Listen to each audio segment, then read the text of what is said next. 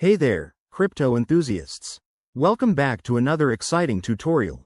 Today, we're diving into how to transfer BNB from Binance to Coinbase in 2025. If you're looking to move your Binance coin for trading, staking, or just better security, you're in the right place.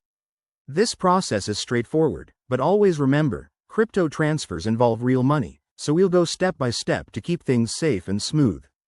First things first, make sure you have verified accounts on both Binance and Coinbase.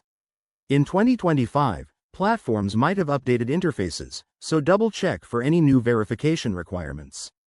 Once you're logged in, head over to Binance and navigate to your wallet section.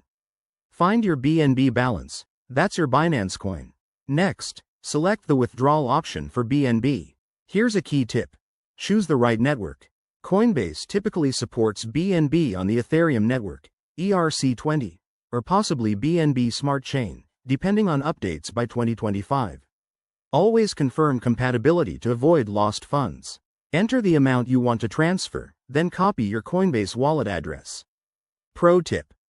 Double-check this address because one wrong character could send your BNB into the void.